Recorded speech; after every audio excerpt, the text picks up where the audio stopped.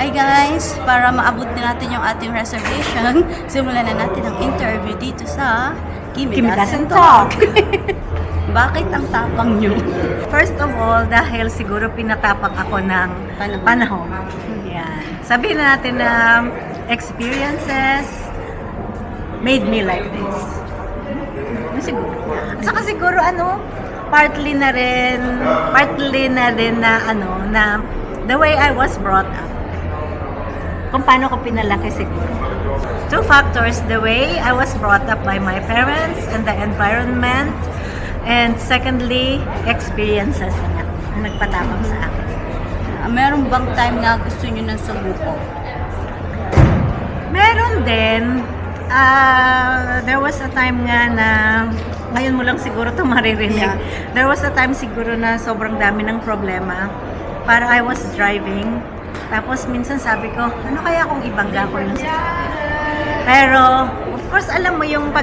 Naisip nyo lang, pero hindi nyo naman gagawin. No, of course not. Pero parang, ano kaya kung ibangga ko na lang ito sasakyan? But then again, I have 4 children. Yeah, yun. 4 children na yun talaga yung aking source of strength. Yun. Nasagot niya na yung sunod kong tanong kung saan siya kukuha ng lakas. Sa inyong apat. Laging sinasabi ko, ay, hindi ako pwede mag-give up. Apat kasi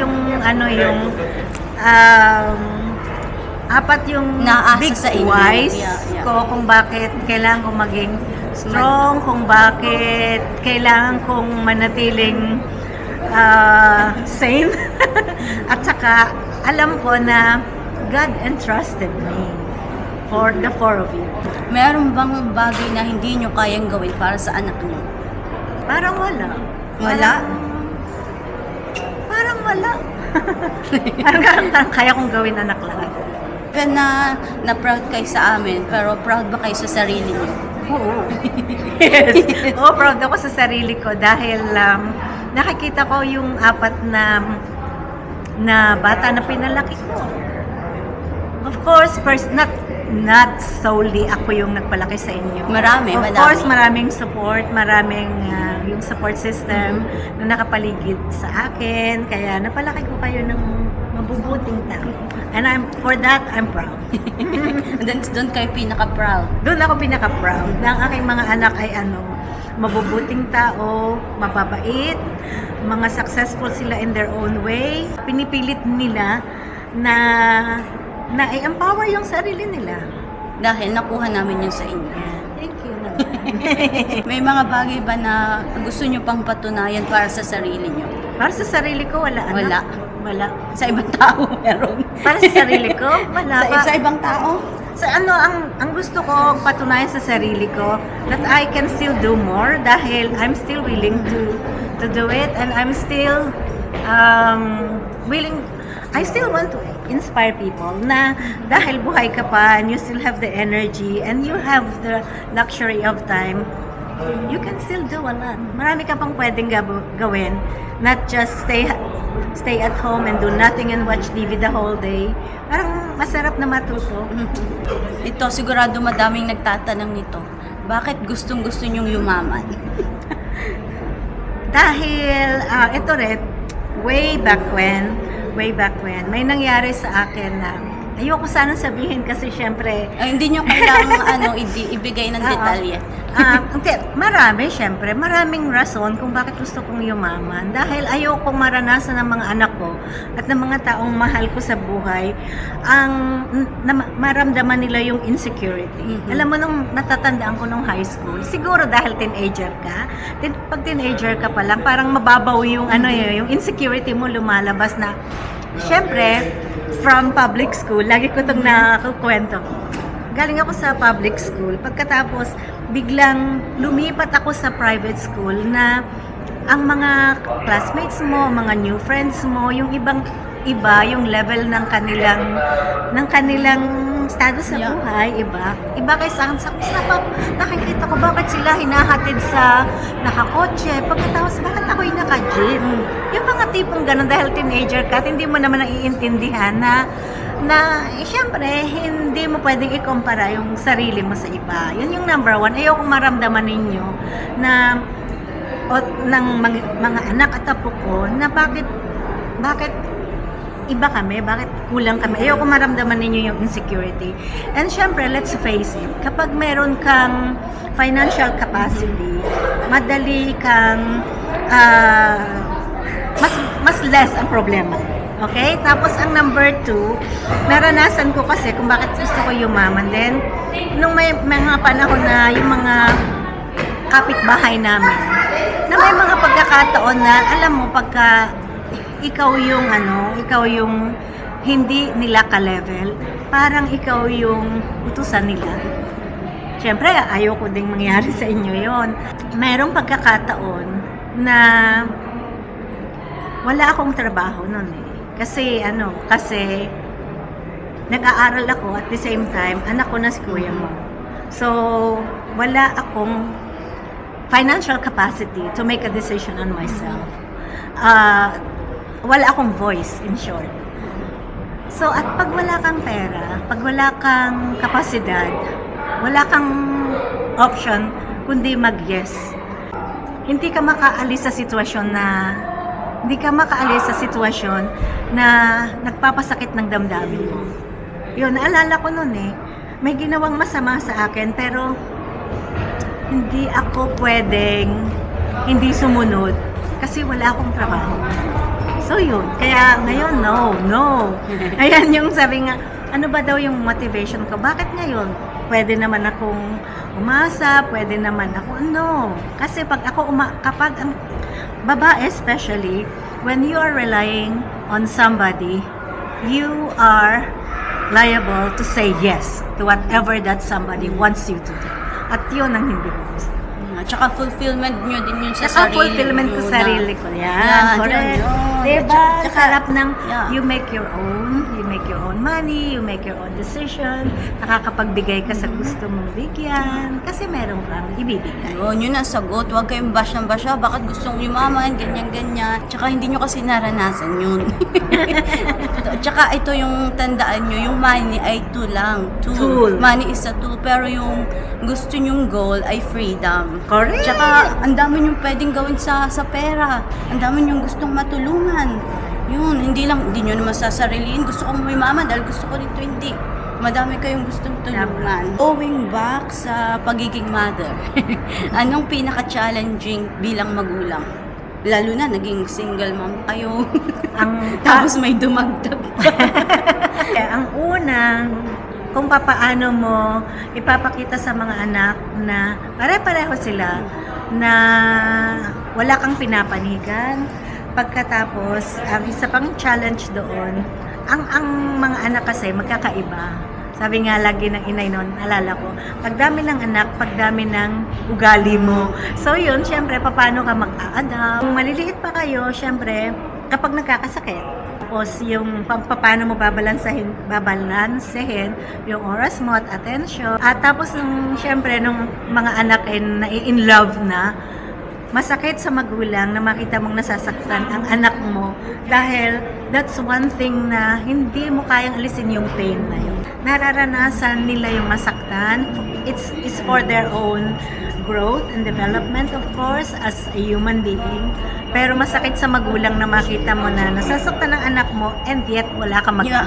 Wala kang magawa kundi iiyak ka na rin lang.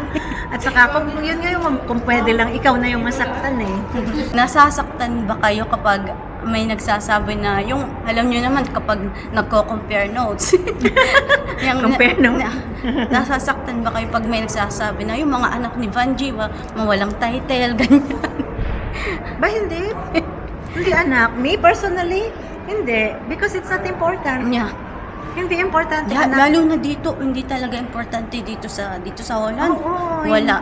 Yung mga medal, wala dito. Hindi uso. Walang medal. Tsaka dito kahit engineer ka, hindi ka tinatawag na engineer. Hindi, wala sa kanila. Pero syempre yata ang mga doctors naman, doktor. Yeah, pero pantay-pantay sila. At saka dito walang sir, ma'am. Parang pero may first name respect basis. din. May respect. Pero may respect.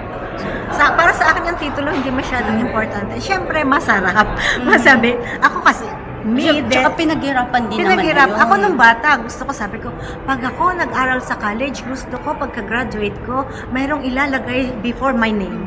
At siyempre nagbabago. Pero para sa akin personally, hindi tatawagin kita anak ng manager ka.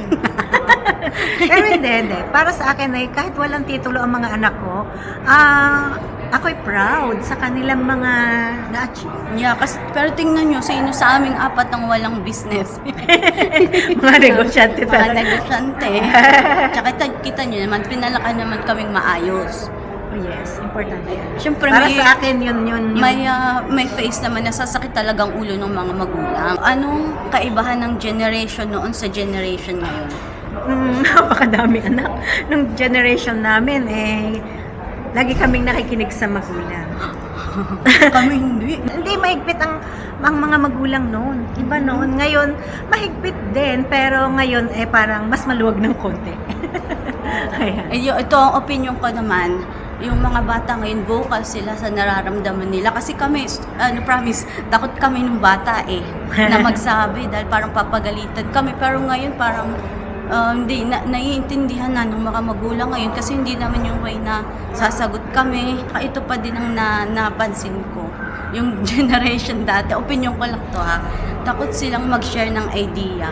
Kasi yung mga Gen Z, mga bata ngayon, hindi sila selfish mag-share ng idea. Halimbawa, magtatanong kayo, i-share nila. Dahil naniniwala sila sa sarili nilang kakayahan. Halimbawa, gusto nyo akong gayahin. Okay lang na gayahin nyo ako, pero dahil alam ko na yung passion ko at yung creativity ko, hindi nyo magagaya. Dati parang takot sila na may malamangan. Ngayon, hindi. Share sila ng share dahil alam nila na everyone has a place in this world. Correct. Yun. At yun Yung mga bata ngayon, kaya nakakatuwa din naman. Nakakatuwa. Hindi yung sasabihin ng iba na, ay, mga bata ngayon, ganyan. Hindi. Marami din naman kaming kayang gawin. Yakapin yung sarili nyo. Anong gusto niyong sabihin sa sarili nyo? Stay strong. Marami ka pang aalagaan. Marami ka pang aalagaan at saka alagaan mo ang sarili mo para maalagaan mo pa sila ng mas matagal. Tsaka mas makakapag-enjoy ka pa sa mga anak mo, sa family mo. You did a good job. Yeah, good job. You did a good job. Thank you. Thank you din anak. Tip para mas maging meaningful ang interview. Ay, hindi pala. Ay, yung iba hindi naman nagde-delete ng, do you want to make it funny? Ganyan. Okay lang naman mag-chat GPT, pero tanggalin nyo naman yung nasa ilalim. Ano ka nakalagay? Yung, do you want to make it funny? Do you want to make it, Yung tone. mag-chat GPT, pero tanggalin nyo naman yung nasa ilalim. Mag-post ka after bawat sagot. Anyway, thank you mami sa pag-share ng inyong stories. Dahil dyan, mas na-inspire pa kami. Ayo anak, do your best at saka it's okay. Hindi, ito at nga pala congratulations anak sa iyong kintomize, ang iyong business at alam nyo, makakatuwa. Alam nyo anak, it's okay anak, keep going. Kung hindi mag-succeed, diretso lang. Ito na. Alam niyo ba kung ilang beses kami nag-tawag doon? Nag-sign in, sign out, sign in, sign out. Ganun talaga, hinahanap mo talaga yung para sa iyo. Yeah, tsaka, di ba yung pancake, sa unang beses, hindi naman laging perfect yung gawa niyo. Tama. At saka, the more you do it, the better you get. Walang ganyan, walang merong pancake theory ako. Siya yung pancake theory. May pancake theory talaga.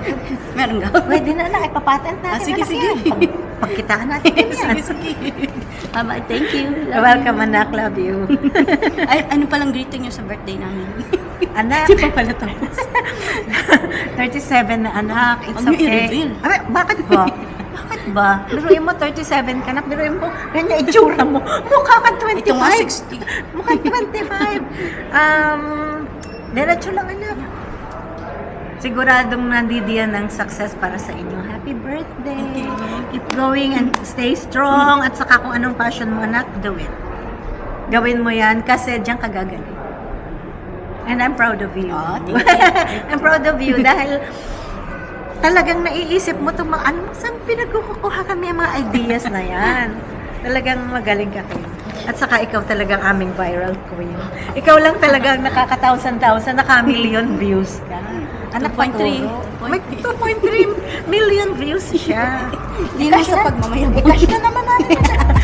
Eh, kahit na pesos, pwede rin na. Bitcoin pwede. Ano ba yung pinakamataas ngayon? Hindi ko alam, anak. Huwag na.